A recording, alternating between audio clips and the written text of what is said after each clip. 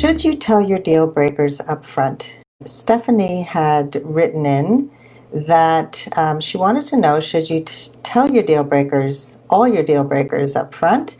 I have done this and then had men just hide them from me after finding out what they were. So here's the thing. You don't want to tell men all your deal breakers. You want to watch men for their deal breakers.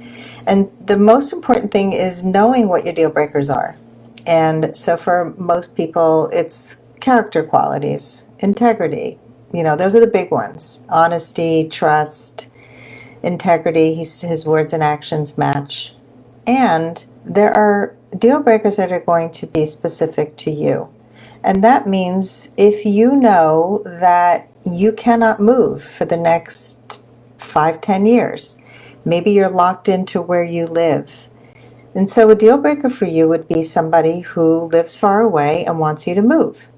That's something that I would say up front before I even went past a phone call.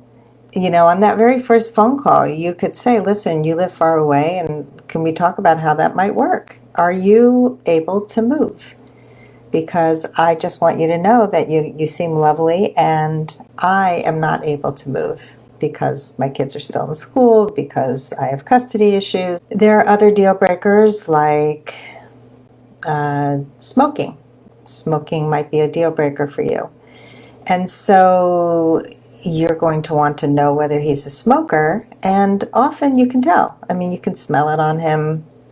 You don't want to tell him, I won't date smokers, and then he's going to hide it from you. But really, I want you to look at your deal breakers and make sure that they are true deal breakers, not things that are just kind of annoying to you, but things that you really can't live with. Things that if they came up, you would get divorced. Please share some of the deal breakers that have been really important to you. For a lot of people, it's, you know, watching somebody who has narcissistic tendencies, like a selfish behavior, somebody who is stingy, somebody who is, maybe religion is really important to you and you only want to be with somebody who is of the same religion.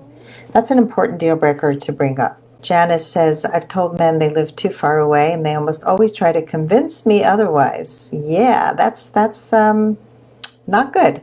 I didn't move forward with any of these dates. So why did you decide not to? Like, what was it about that was a deal breaker for you? So Janice says, with a business and a child, I don't have time to commute more than 20 minutes each way multiple times per week. I knew that going into the relationship. When a man pushes back on a boundary, when you know for sure, I know that I can't do this, and so to be in relationship with me, you have to live within 20 minutes, or I'm not going to be able to fit it into my life. I have a really busy life, but I do prioritize relationships. And so the man who pushes against it and says, well, meet me anyway and we'll make this work, he's not really listening. And he's also pushing against a boundary. So to me, a boundary pusher is somebody you want to avoid. How somebody sees themselves and how they actually are can be very mismatched. And so that's why sharing your deal breakers up front is not going to prevent those deal breakers from showing up. And certainly the ones who are really crafty and want to date you no matter what are going to try to hide those things that they know are important to you. You want somebody who respects your needs and who is honest with you about what they can and can't provide.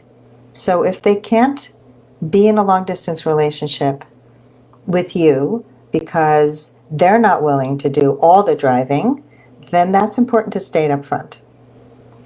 So I always say, like, long-distance relationships can be amazing, but both parties have to really design the relationship that works for both of them.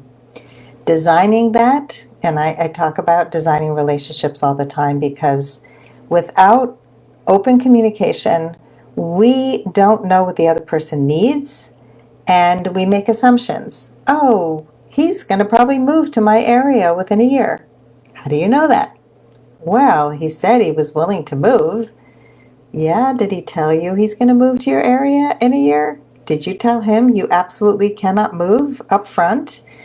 So we have to get comfortable with the uncomfortable statements and questions, and we have to really listen carefully, especially in the beginning, before our hearts get involved, before we become physically involved. We can think so much more clearly than after we are in a relationship and then we're blinded to those big deal breakers and big red flags and we push them under the rug, and this is what causes so much heartbreak. So that's it, ladies, and please join the Women of Value Club if you're looking for more support. It is a fantastic group of women, and you will get my coaching for an hour a month, plus exercises, videos, support articles, and an active Facebook group that's private and small.